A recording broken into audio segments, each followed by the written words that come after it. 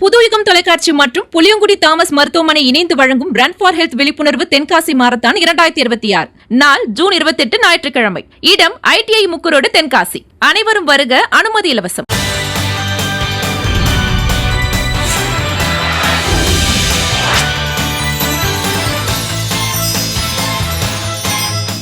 அறிவோம் ஆரோக்கியம் நேயர்கள் அனைவருக்கும் அன்பான வணக்கங்கள். நான் ஸ்ரீவர்மா மருத்துவமனையின் பெண்கள் சிறப்பு மருத்துவர் ஜெயரூபா. இந்த நாள் இனிய நாளாக அமைய என்னுடைய மனமார்ந்த வாழ்த்துக்களும் பிரார்த்தனைகளும். 40 வயசுக்கு மேலே பெண்களுக்கு உடல் எடை அதிகரிக்கிறதுல கார்டிசால் ஹார்மோன் மிக முக்கியமான காரணமாக இருக்குது.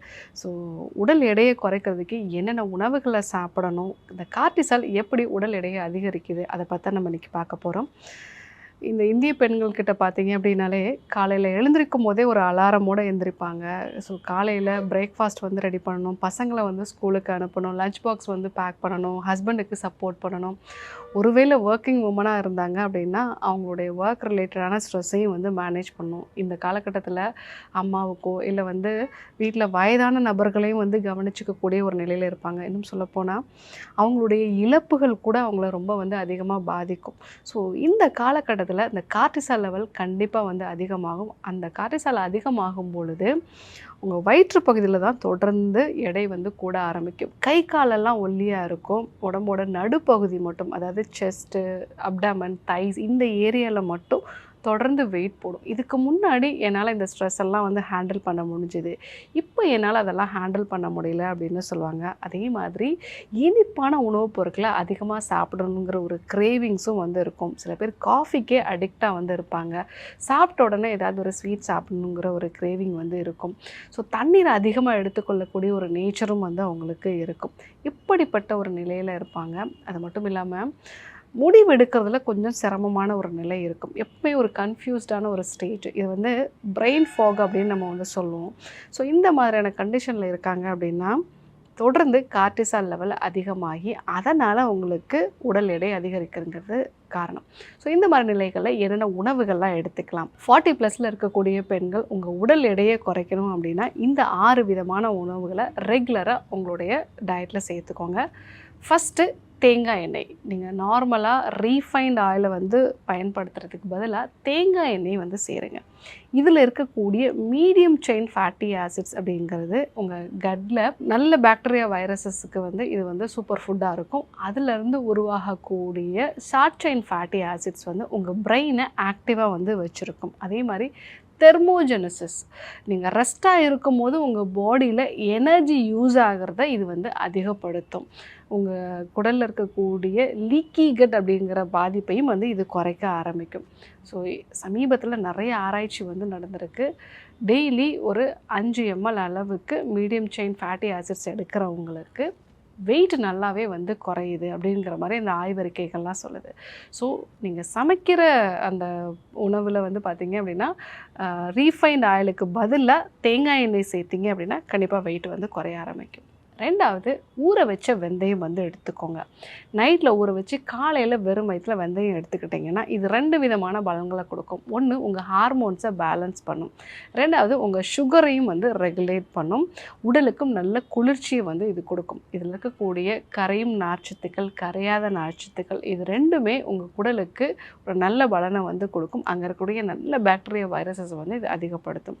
ஸோ நைட்டில் 1 டீஸ்பூன் வெந்தயம் ஊற வச்சு காலையில் வெறும் வயிற்றில் சாப்பிடுங்க. சாப்பிட்டுட்டு 20 நிமிஷம் கழித்து நீங்கள் காஃபியோ டீயோ இல்லை வந்து உங்களோட ரெகுலரான ஃபுட்டை வந்து ஸ்டார்ட் பண்ணுங்கள். மூணாவது, ரெகுலராக மோர் எடுத்துக்கோங்க. மோர் வந்து பெஸ்ட்டு ப்ரோபயாட்டிக் உணவு. இந்த மோர் அப்படிங்கிறது நம்ம தயிரை அப்படியே தண்ணி விட்டு எடுத்துக்கிறது மோர் இல்லைங்க. அதை மிக்சியில் ஒரு 2 முறை பல்சரில் போட்டு அரைங்க. அந்த மேலே வந்து பட்டர் மாதிரி வரும். அதை எடுத்துட்டு மீதம் இருக்கிறதா அந்த மோர். ஸோ இந்த மோரை நீங்கள் அப்படியும் எடுத்துக்கலாம். எனக்கு கோல்டு ஆகிடும்னு சொல்கிறவங்க இஞ்சி, கருவேப்பிலெல்லாம் சேர்த்து தாளித்து நீங்கள் எடுத்துக்கிட்டீங்க அப்படின்னா உங்களுக்கு அந்த மோர் வந்து சளி பிடிக்காது. இது மோர் முறிச்சு எடுத்துக்கிறதும் அப்படின்னு நம்ம சொல்லுவாங்க. கொஞ்சம் நம்ம சூடான எண்ணெயை வந்து காய வச்சு அதில் விடும் பொழுது அந்த உடம்புல கஃபம் உருவாகக்கூடிய தன்மை வந்து உங்களுக்கு குறையும்.